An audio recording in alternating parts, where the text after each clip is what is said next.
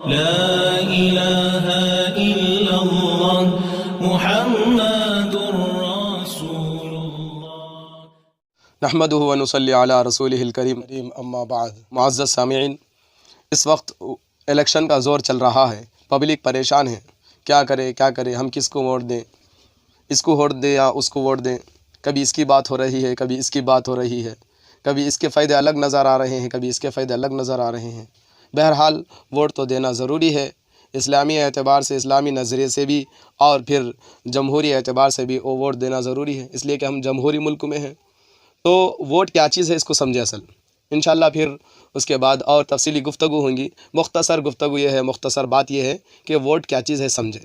Vote یوں تو جدید مغربی فکر کی اختراع ہے، یہ امریکہ یورپ کا بنایا ہوا ایک نظام ہے، ووٹ والا سسٹم، مگر اپنی معنویت میں یہ کسی بھی طرح اسلام سے نہیں ٹکراتا۔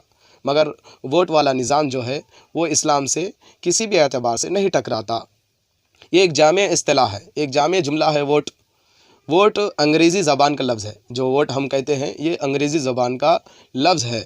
اس کا عربی متبادل، یعنی ووٹ کو اگر ہم عربی میں ٹرانسلیٹ کریں تو پھر انتخاب کے معنی آتے ہیں، اور اگر اس کو اردو میں تبدیل کریں تو نمائندہ چننا، حق رائے دہی کا استعمال کرنا ہے۔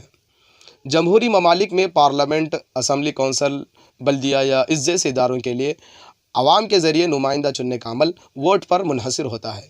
یعنی بات سمجھے کہ جمہوری ممالک جو بھی ہیں وہاں پر ووٹ ہی کے ذریعے اسمبلی، پارلیمنٹ، بلدیہ، کونسل، ان سارے اداروں کے لیے نمائندہ بھیجنا ہوتا ہے ووٹ ہی کے ذریعے۔ جب سے جمہوری ملک بنا ہے اس وقت سے یہ ووٹ والا سسٹم آیا ہے۔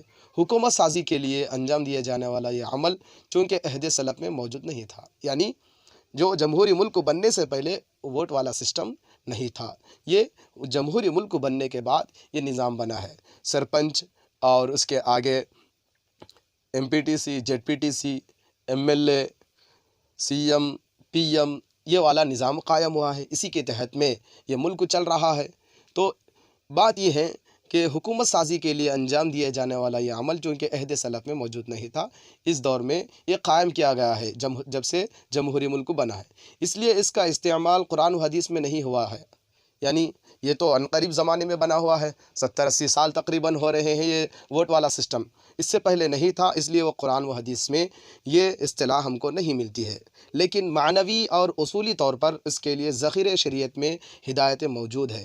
معنوی طور پر مطلب جیسے ہم ووٹ کے ذریعے ایک حق والے کو اور ایک سچے نمائندے کو چنتے ہیں، اس کے سلسلے میں ہم کو قرآن اور حدیث میں اصولی طور پر ہدایتیں موجود ہیں۔ ووٹ ایک رائے ہے، ووٹ ایک رائے ہے، جیسے ہم ہماری رائے ایک پیش کرتے ہیں، جیسا ووٹ ایک رائے ہے، سفارش ہے، گواہی ہے، وکالت ہے، ہر ایک معنی میں یہ ایک مکمل اسلامی ہے۔ ووٹ والا سسٹم جو ہے اس کو غیر اسلامی سمجھا گیا ہے، یہ کسی مغالطے یا کج فہمی کی وجہ سے، ورنہ تو ہم کو اس کی جو ہدایات، ہم کو جو ووٹ والا نظام ہے اس میں ہم کیسے استعمال کیا جائے، کیسے ہم نمائندہ چنا جائے، یہ ہم کو قرآن اور حدیث میں اس کی ہدایتیں ملیں گی۔